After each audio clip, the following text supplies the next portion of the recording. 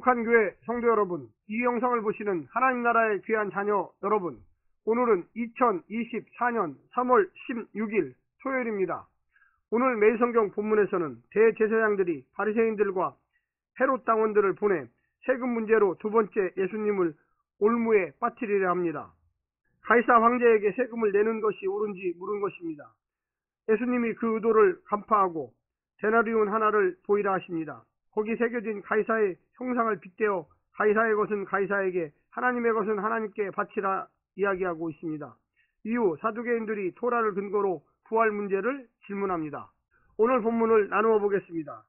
마가복음 12장 13절부터 17절, 성전에서 두 번째 논쟁, 세금, 가이사에게 세금 내는 문제, 가이사의 것은 가이사에게, 하나님의 것은 하나님께, 18절부터 27절, 성전에서 세 번째 논쟁, 부활을 부정하는 사두개인들의 질문, 하나님은 산자의 하나님. 오늘 본문 마가복음 12장 13절부터 27절 말씀을 듣고 다시 오겠습니다.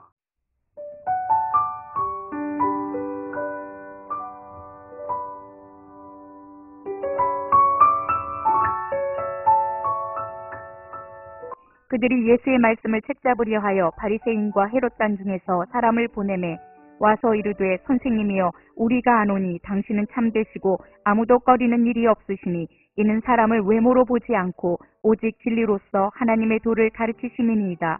가이사에게 세금을 바치는 것이 옳으니까 옳지 아니하니까 우리가 바치리이까 말리이까 한데, 예수께서 그 외식함을 아시고 이르시되, 어찌하여 나를 시험하느냐? 데나리온 하나를 가져다가 내게 보이라 하시니 가져왔거늘 예수께서 이르시되, 이 형상과 이 글이 누구의 것이냐? 이르되 가이사의 것이니이다.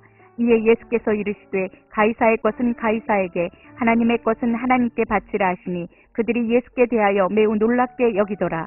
부활이 없다 하는 사두개인들이 예수께 와서 물어 이르되, 선생님이여, 모세가 우리에게 써주기를 어떤 사람의 형이 자식이 없어 아내를 두고 죽으면 그 동생이 그 아내를 취하여 형을 위하여 상속자를 세울지니라 하였나이다. 7형제가 있었는데 마지가 아내를 취하였다가 상속자가 없이 죽고, 둘째도 그 여자를 취하였다가 상속자가 없이 죽고, 셋째도 그렇게 하여 7이 다 상속자가 없었고 최후의 여자도 죽었나이다.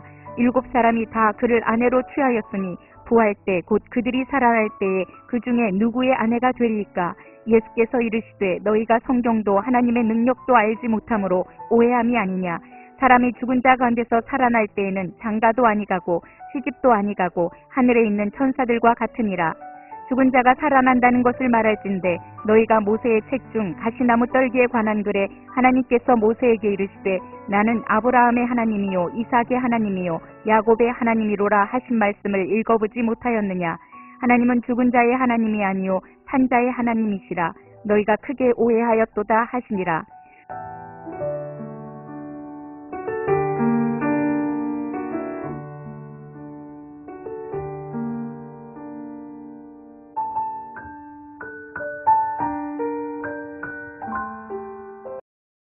대제사장들과 바리새인들이 본격적으로 예수님을 수배대상 1호로 두고 어떻게든 체포해 죽이려고 머리를 맞댑니다.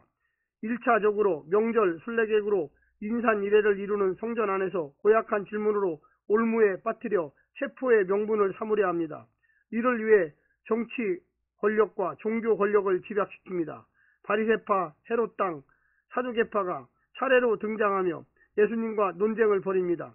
논쟁의 세 가지 주제 중 본 단락은 세금과 부활을 다루고 있습니다. 다른 하나인 가장 큰 계명이 다음 단락에 등장합니다. 오늘 본문을 네 부분으로 나누어 자세히 설명드리겠습니다. 첫 번째, 검증은 잘못이 아니다. 이스라엘 백성에게 참 선지자와 거짓 선지자를 검증하고 분별하는 것은 중요했습니다. 하나님을 섬기는 신앙에서 벗어나게 할 위험을 제거하는 것이기 때문입니다. 이미 출애굽 당시 모세도 이스라엘 백성에게 장차 들어갈 가나안 땅에서 출현할 거짓 선지자들을 조심하고 분별하라고 했습니다. 문제는 동기입니다. 종교 지도자들은 바른 동기로 검증한 것이 아니었습니다. 두 번째는 바리새인과 헤롯 땅의 문제. 세금 문제를 들고 온 것은 양도 논법을 통해 예수님을 책잡기 위함입니다. 가이사 황제에게 바치라고 하면 매국이라고 하고 바치지 말라고 하면 로마에 고소할 것입니다.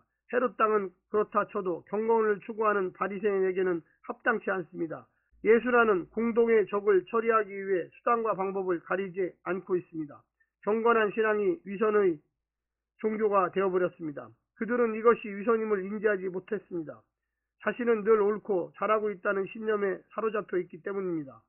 신앙생활의 익숙함과 그로 인한 안정과 평안을 조심해야 합니다. 진짜 검증 대상은 교만이기 때문입니다.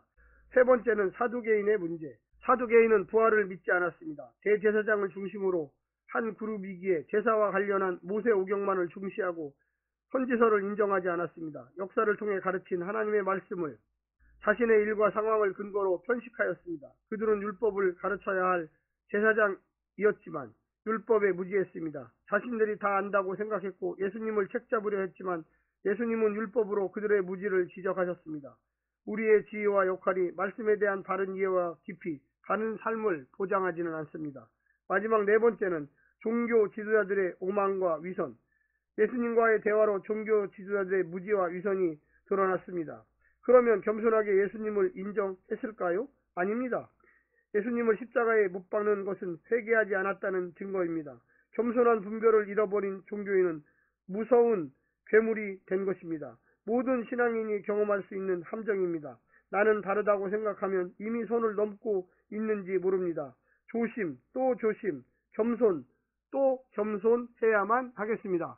사랑하는 성도 여러분, 오늘 하루도 힘내시고요. 하나님 말씀에 의지하여 늘 순종의 길, 축복의 길 걸으시기를 간절히 부탁드립니다. 샬롬.